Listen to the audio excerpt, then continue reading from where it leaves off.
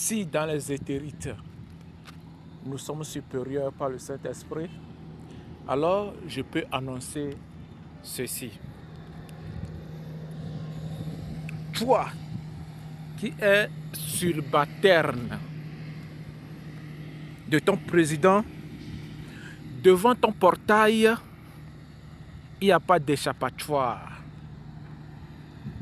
Les vigiles même sont sombres. Pourquoi n'aides-tu pas ton président, tu te caches? C'est le vol encastré en humain qui fait évoluer la cité, c'est-à-dire le pays énorme des vols humains. Si Dieu dit non, rien ne peut être évalué à l'état. Alors, l'état n'est plus rien sur nos yeux, c'est-à-dire sous nos yeux.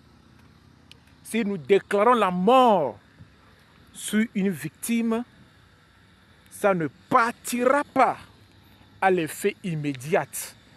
Car ce que Dieu veut faire pour ce pays doit être extrême, c'est-à-dire dans les extrémums de l'infini pour ce pays.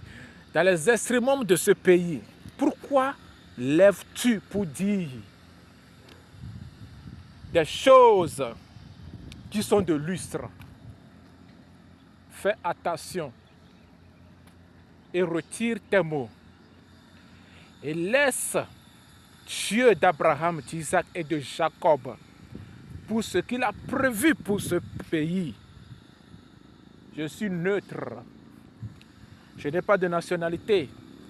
La nationalité tangible est mentionnée en moi.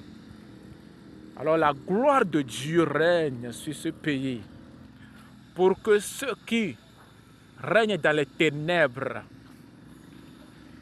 dans les lustres, c'est-à-dire dans l'orgueil, ne règnent pas toujours dans les cœurs. C'est ce qui compte.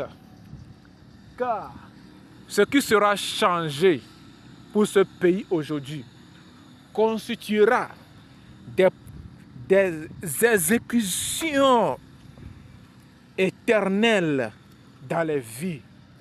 C'est ce qu'ils renoncent. Mais les gens forcent à ce que ça arrive. Pourquoi? L'ultime humain pour ce pays, pour la paix, vous régnez contre lui en ce moment.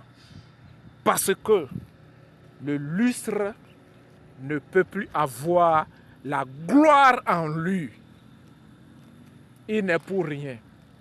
Laissez-le tranquille. Telle est la prophétie de ce jour. Mais si tu comptes en débattre, écris-moi dans les noirs. Là, je te verrai plus.